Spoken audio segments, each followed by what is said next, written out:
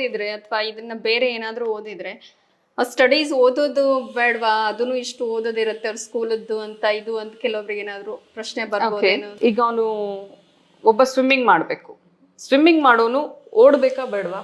ಓಡ್ಬೇಕು. ಸ್ನಾಯು ಗಟ್ಟಿ ಮಾಡ್ಕೋಬೇಕಾ? ಹೌದು. ಸೇಮ್ ವೇ ಅಭ್ಯಾಸ ಮಾಡೋಕ್ಕೆ ಬೇರೆ ಪುಸ್ತಕಗಳನ್ನ ಓದಿದ್ರೆ ಅವರ ಕಾನ್ಸಂಟ್ರೇಷನ್ ಲೆವೆಲ್ ಜಾಸ್ತಿ ಆಗುತ್ತೆ. ಓದುವ ಸ್ಪ್ಯಾನ್ ಜಾಸ್ತಿ ಆಗುತ್ತೆ. ಈಗೇನು 30 ಸೆಕೆಂಡು 10 ಸೆಕೆಂಡು 20 ಸೆಕೆಂಡ್ಗೆ ಏನಾಗಿದೆ ಅದು ಕಡಿಮೆ ಆಗುತ್ತೆ. ಮೂರನೇದು ಓದಿದ್ದು ಅವರ ಓದುವ ಸ್ಪೀಡ್ ಎಷ್ಟು ಬೇಗ ಆಗುತ್ತೆ ಅಂದರೆ, ಇಲ್ಲಿ ಒಂದು ವಾಕ್ಯದ 4ನೇ ಪದ ಇದ್ದಾಗ 6ನೇ ಪದ ಏನು ಅಂತ ಗೊತ್ತಿರುತ್ತೆ ಅವ್ರಿಗೆ. 4ನೇದು ಅವರ ವೊಕ್ಯಾಬ್ಯುಲರಿ ಜಾಸ್ತಿ ಆಗುತ್ತೆ. ಯೋಚನೆ ಮಾಡಬೇಕಾಗಿಲ್ಲ, ಬಾಯ್ಪಾಠ ಮಾಡಬೇಕಾಗಿಲ್ಲ. ಒಂದು ಯೋಚನೆಗಳು ಬಂದಮೇಲೆ ಆ ಎಕ್ಸ್ಪ್ರೆಷನ್ ಇದೆಯಲ್ಲ, ಬರೆಯಕ್ಕೆ ಕೂತ್ಕೊಂಡಾಗ ಪದಗಳು ತಾನೇ ಓಡ್ತವೆ. ನಿಮ್ಮ ಮಗು ಓದುವ, ಗ್ರಹಿಸುವ ಮತ್ತು ಬರೆಯುವ 3 ಸೂತ್ರಗಳಲ್ಲಿ ಪಂಟ್ರಾಗ್ತಾರೆ. 1.